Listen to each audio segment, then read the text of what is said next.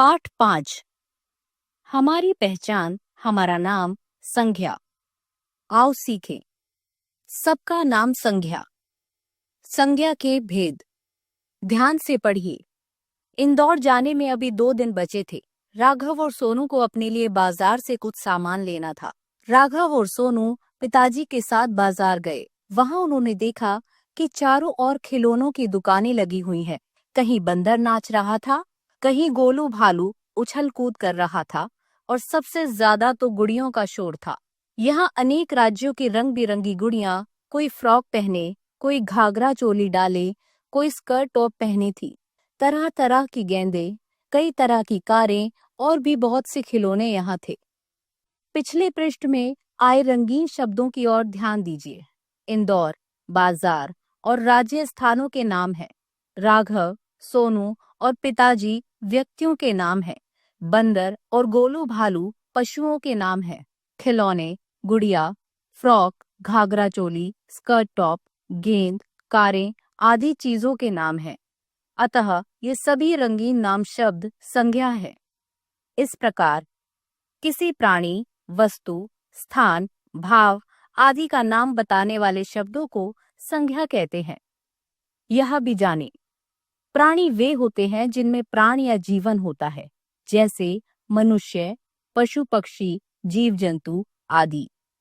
प्राणी के अंतर्गत व्यक्तियों के नाम, संबंधों के नाम, समूह के नाम भी आते हैं। नीचे चित्रों को ध्यान से देखिए। यह ताजमहल है। मोर नाच रहा है।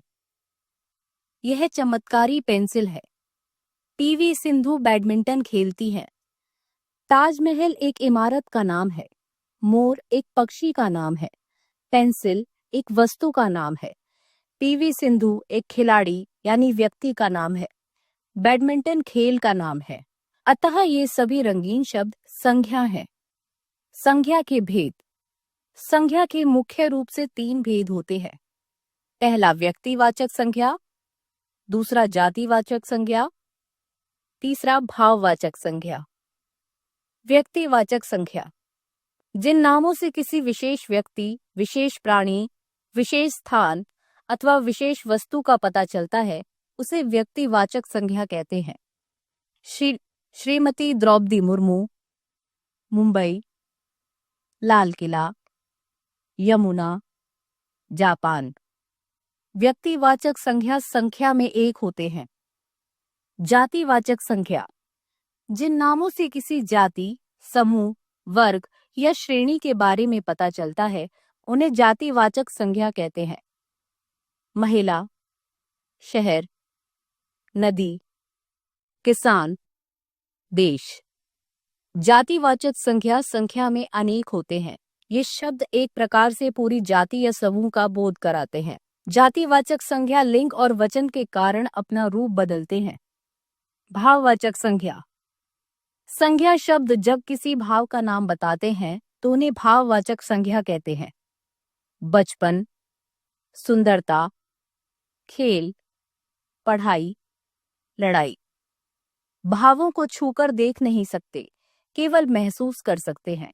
गुस्सा, भूख, प्यास, सफलता, मित्रता आदि भी भाववाचक संज्ञाएं हैं।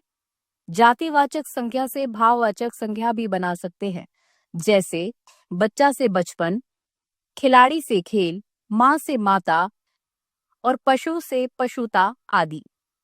आओ दोहराएं। किसी व्यक्ति, वस्तु, स्थान व भाव का नाम बताने वाले शब्द संज्ञा कहलाते हैं। संज्ञा के 3 भेद होते हैं। व्यक्तिवाचक, जातिवाचक, भाववाचक। व्यक्तिवाचक संज्ञा संख्या में 1 होते हैं। जातिवाचक संज्ञा शब्द लिंग और वचन के कारण अपना रूप बदलते हैं।